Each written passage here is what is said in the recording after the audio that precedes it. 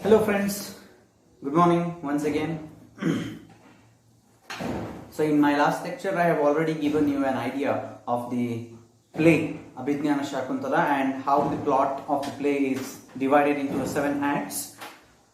Later I also discussed the details of prelude, how Sutradhara and his actress give an introduction to the play and how they set the scene for the action to take place in the further acts that will be continuing after the prelude.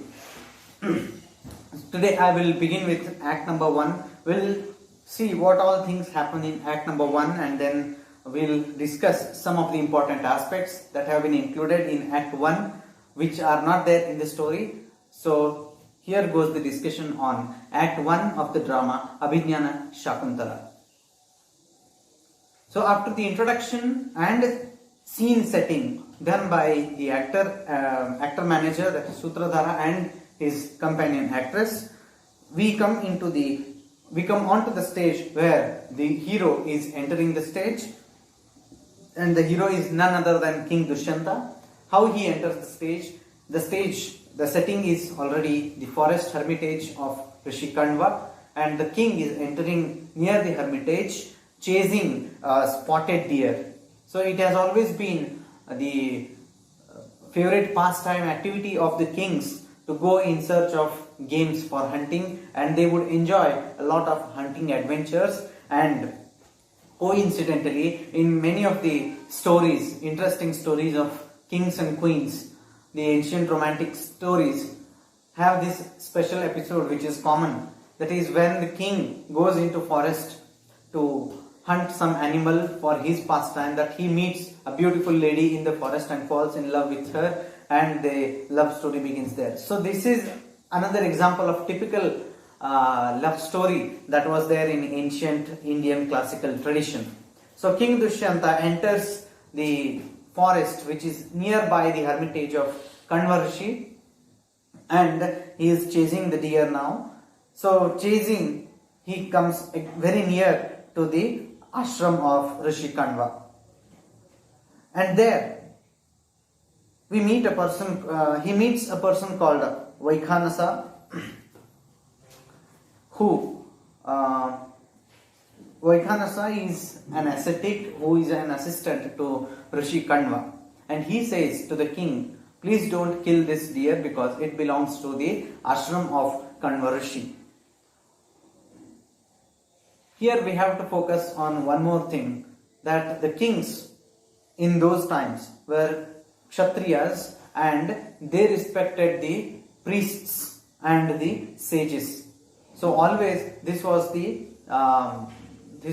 a respect they used to pay to the rishis, and often we have seen in many stories that before a king was coronated as the king of the whole kingdom, he would go and seek the blessings of his guru or sage who was living in forests.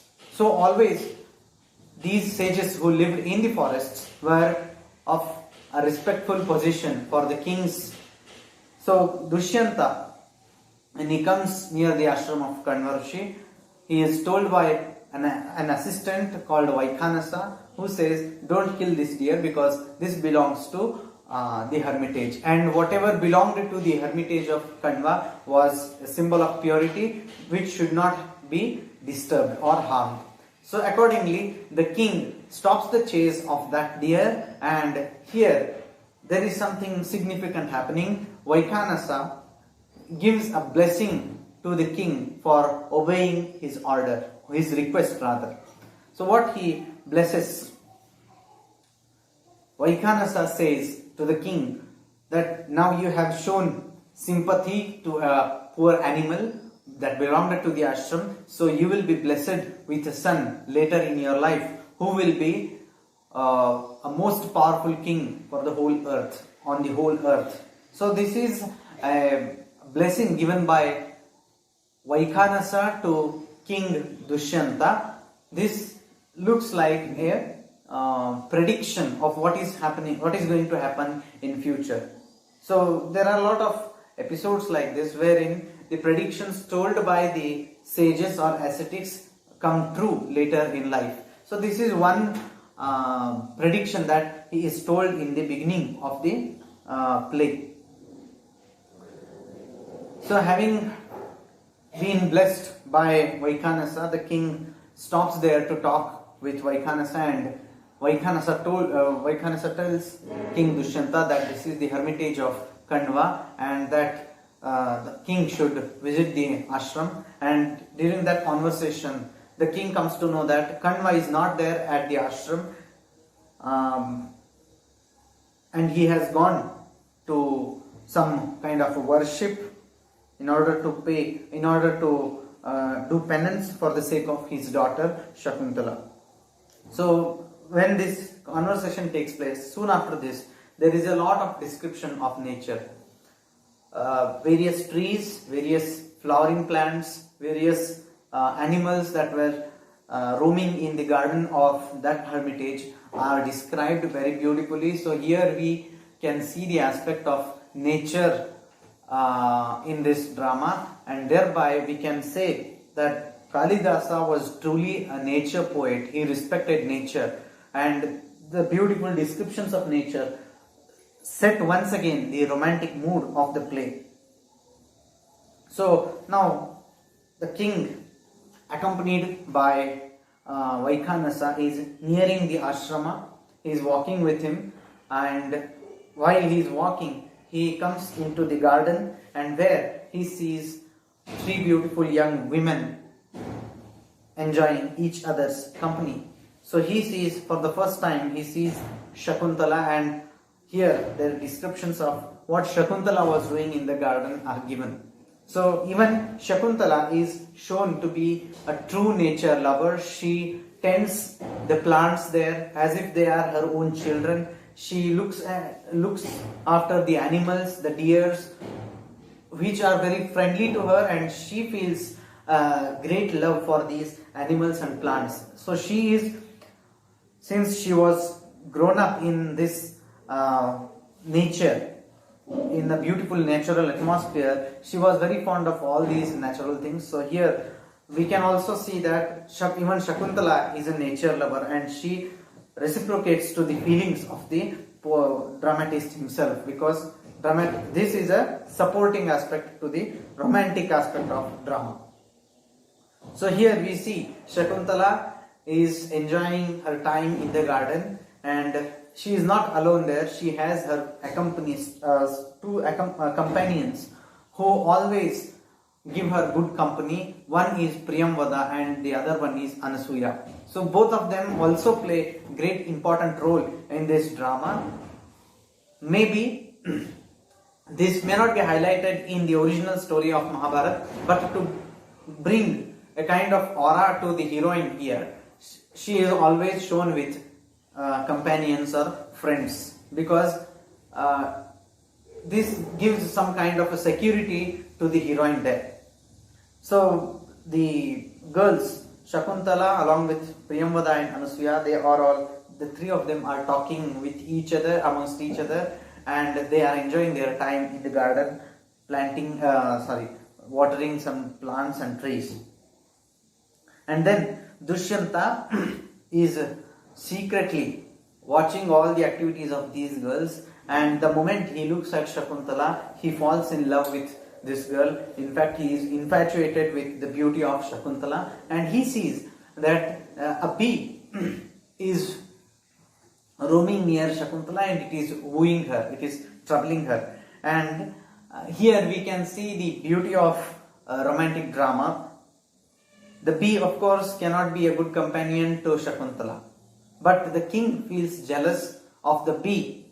So you can see how Kalidasa had this sense of romanticism, how he had this sense of close observation.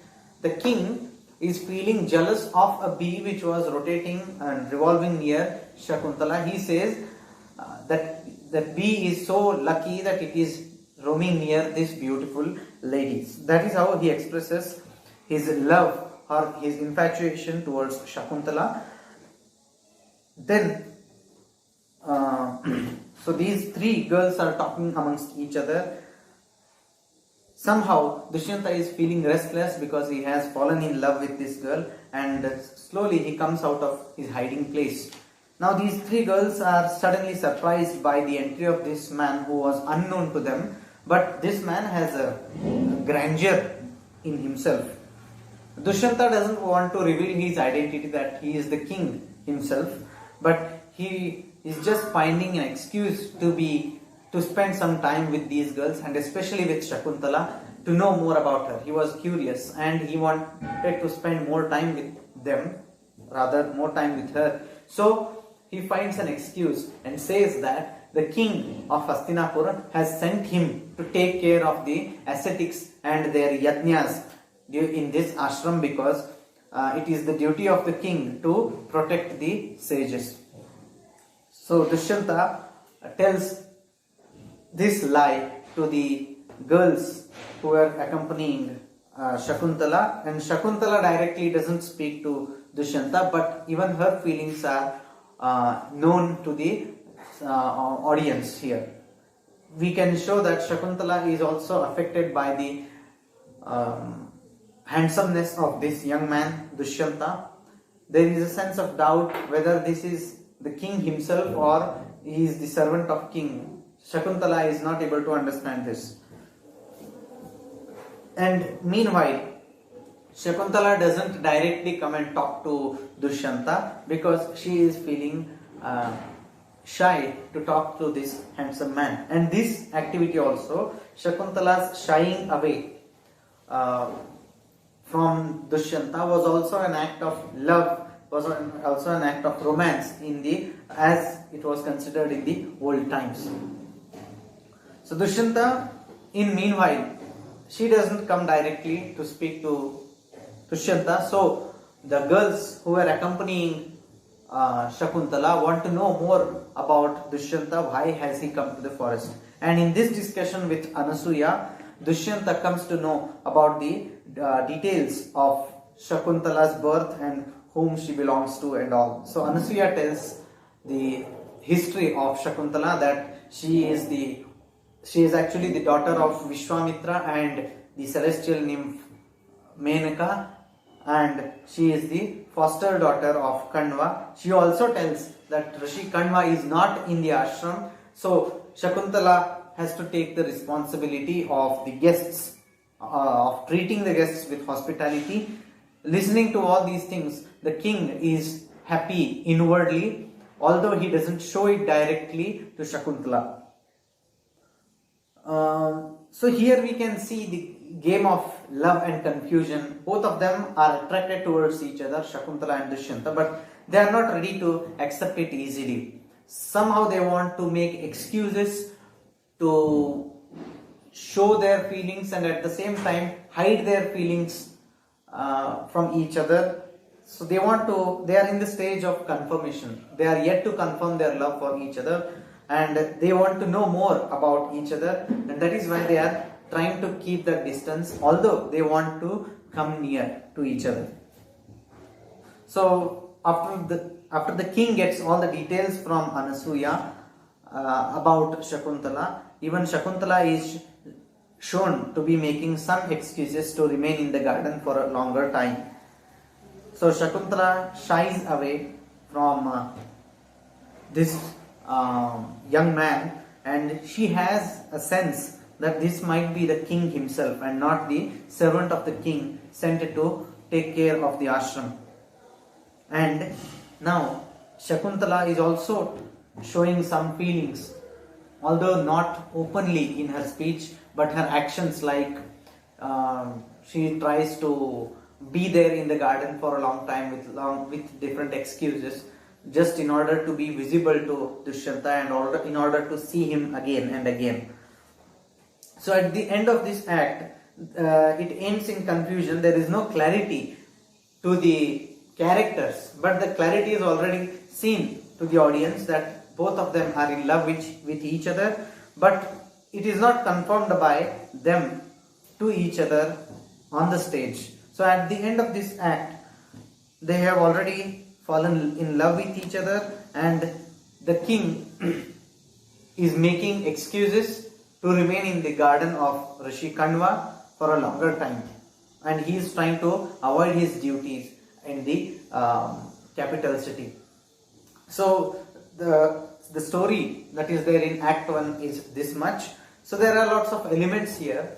One is this act particularly has given more focus, more interest towards the description of nature.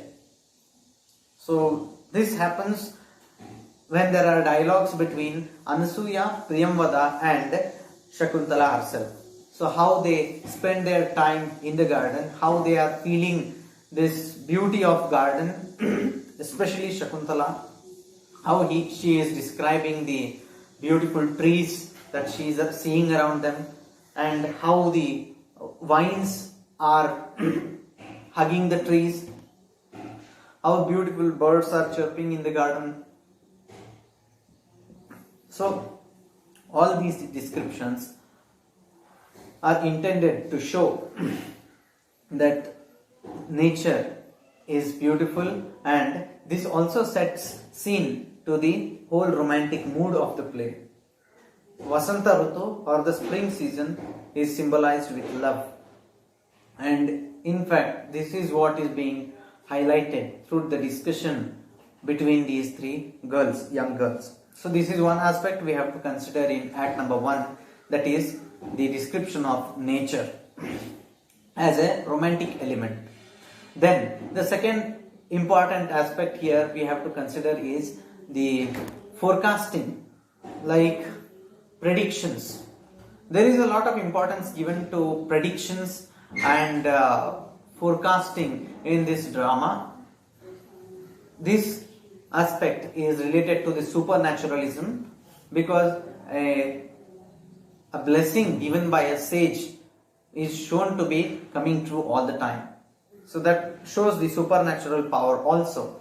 So here this man Vaikhanasa, an ascetic, has already blessed the king for having shown sympathy towards an animal in the forest. He says, you will be blessed with a son who will be emperor of the world. So in this episode we also see how the king, even though he was the supreme powerful person throughout his kingdom, he respected the ascetics, he respected the saintly people, and he did not cross the limits told by ascetics or the sages. So there was this sense of gratitude, this sense of respect was shown by the king to the sages in those times. So and also sympathy. The king, although he is powerful, is ready to show sympathy to that animal because it belongs to the hermitage of Rishi Kanwa. So this shows one of the noble qualities of a king, that is, he is to respect the elders in his kingdom. And then further, there is a lot of discussion or description about the initial feelings of love and romance. How a girl and a boy, here in this case Dushyanta and Shakuntala, how they are affected by each other, how they are attracted towards each other, but they are still not ready to accept that they have fallen in love, and they are not yet ready to confess to each other about their love. So this initial state of confusion and attraction and a sense of restlessness that is seen in the lovers is shown by Kalidasa extremely beautifully. So this description of the feelings of confusion, love, attraction, how they are trying to make excuses to be in each other's company. So all these things are shown very beautifully by Kalidasa. So we have to give a focus on these in the first act. Now the other themes and all we will be discussing once we complete all the acts. So next we will come to act number 2, wherein we have King and Vidushaka as the main characters. So this is a new character introduced in act number 2, Vidushaka. And Vidushaka is usually literally translated in English, it means a joker. So Vidushaka is an invention made by Kalidasa in this drama. It is an addition in the drama. It is not. It might not be there in the story, original story, but Vidushaka becomes important in this drama because he is like a friend to Dushyanta, to whom Dushyanta can confide his feelings.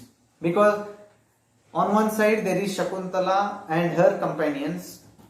She can confide her feelings to her close friends like Anasuya and Priyambada. So now the king also should have someone to share his feelings with. That is what Vidushaka is playing the role of here. So now the act begins in the same setting when already the king has come away from the garden but is near to the ashram of Kandva. And now the king is shown to be love struck. King is lost in the thoughts of Shakuntala, and here he is in company with Vidushaka. Both of them have gone together for hunting.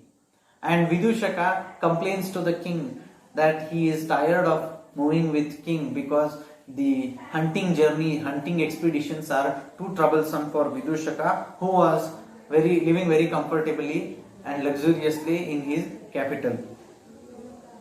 So Vidushaka teases the king also, and he teases the king saying that because of your false pursuit of beautiful women, you bring me along with you, and these adventures are very troublesome for me. So here there is a comic conversation happening between king and Vidushaka, so they both are friendly to each other. And we can see Vidushaka is teasing the king again and again when king is trying to express his feelings of love for Shakuntala. And then later in this conversation, so in this act we have to know that these are the only two main characters which are playing main role here, king and Vidushaka. So there is this dialogue when king says that he wants to stay in the hermit to give protection to the sages, and this is exactly caught by the Vidushaka. Vidushaka says, "Oh, this is just an excuse you are making to stay in the ashram. In fact, you don't want to really protect the ashram, but as an excuse to meet Shakuntala, you are saying this." So Vidushaka properly knows his king's moods and his emotions. Then two assistant sages of Kandva come near the king and request him to stay near the ashram. So here we see the wish of king is fulfilled consequently by the two sages who are living in the ashram.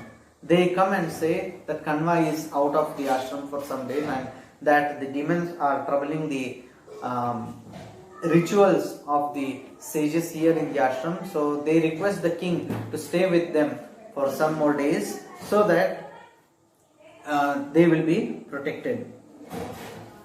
So this was the wish of the king because he wanted to stay there. He wanted some reason to stay there. And meanwhile, a messenger comes from Hastinapur also in the forest. His name is Karabhaka. So Karabhaka comes. He is a messenger, a royal messenger who comes from Hastinapur with a message to the king. He says to Dushyanta, "King, you are requested to come to the capital because your mother wants to see you.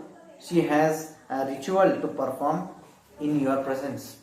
So now king is in confusion whether to go back to Hastinapur to perform his duties as a son or to stay in the ashram. Now here there is this confusion between the two important things of aspects of life, that is on one side that is this love, on the other side it is duty. So this conflict between love and duty is always seen in this drama from this point onwards. I am reminded of another drama here wherein the confusion between love and duty or rather the king's decisions sometimes bring him a misfortune. For example, the play Antony and Cleopatra. Antony is one of the triumvirates of the Roman Empire. He is requested to attend his duties as a triumvirate, but he falls in love with this one Cleopatra so much that he forgets about his duties as a triumvirate, as a general in the army. So if a man fails to perform his duties at the right time, it leads to a lot of chaos, and ultimately the drama ends in the tragedy wherein Antony dies and even Cleopatra dies. So the confusion or conflict between two duties of a human being. One is, of course, love is important in one's life, but at the same time his duty, dharma, is also important. So it is the conflict between dharma and kama, which is efficiently shown in this play. And fortunately the king is able to take decisions at the right time, whether to follow dharma or whether to follow kama. So this is a situation where his mother, king's mother, Dushyanta's mother, has called him back to the kingdom because she wanted to perform some ritual, and the king had a important role to play in the particular ritual. But the king feels that it is not an emergency situation, so he can avoid the ritual and stay for a longer time in the ashram, whereas his two purposes will be easily served. One is that he can stay with Shakuntala for a longer time and persuade her for his love, and maybe even marry her in secret. And on the other hand, he is also requested by the ashram people to protect their ashram. So here there is combination of love as well as duty in his decision to stay near the ashram. So king decides that he will stay back in the ashram for some more days, and instead of himself, he asks Vidushaka to go to the capital. He says, Vidushaka, you are like son to my mother, so instead of me, even you can go there and perform the ritual. Now Vidushaka has clearly understood the intentions of Dushyanta, why he is bent upon staying in the forest for a longer time, and he is quite confirmed about king's feeling of love towards Shakuntala. But now the king is in confusion. He is in a little trouble. He fears whether Vidushaka will go to the kingdom and tell about this secret love between Dushyanta and Shakuntala. That is why he takes Vidushaka in confidence and tells him that no, it was not serious what I told about Shakuntala. I was just joking about it. So don't take it seriously. And saying this, king sends Vidushaka back to the capital Hastinapur to perform duties of that ritual. So the act number 2 ends there. In this act, the things that are important are, one thing, the friendship between Vidushaka and king. The Vidushaka is a very good companion to the king, to whom king can tell his most intense and true feelings without any hesitation. And how Vidushaka teases the king, that is also a way of showing the deep friendship between the king and Vidushaka. Later, another important scene is where the king is in confusion whether to go back to the kingdom to perform a ritual or to stay back in the ashram and pursue his duty as a protector to the ashramites, and at the same time do his duties as a lover and pursue Shakuntala. So a king's weaknesses as a human being are also shown in this particular act.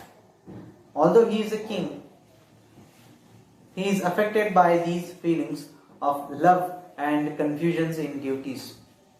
Although he belonged to a great race or clan of Kuru dynasty, he also is affected by these humane feelings of love, affection and attraction. And to some extent he is also confused. He is making excuses. So a king making excuses doesn't seem right in the beginning, but he is not making excuse for a silly reason. He is making excuse just for a silly reason. And his duties in the kingdom are not very emergency. That is, if there was a fight or a threat to the kingdom, he would have definitely gone to the capital. But it was just a small ritual which could be completed without the king's presence also. And in fact, he was requested by the Ashramites. So it became his equal responsibility even at the ashram to protect the Ashramites. So this confusion of a human being between the feelings of dharma and kama are shown in this scene, in this act which happens again in the forest. So there are some acts happening in the forest, there are some acts happening in the capital of the king, that is Hastinapur. So these two acts, act number 1 and act number 2, both of them take place in the forest itself, in the nearby the ashram of Rishi Kanva. And one important thing we have to remember, that throughout these two acts, Kanva is not there in the ashram yet. He has gone somewhere away from the ashram, and all this action takes place in the absence of Rishi Kanva. So with this, we come to the act number 2. In my next lecture, I will be speaking about act number 3 and 4. So I stop here with the end of act number 2. Thank you so much.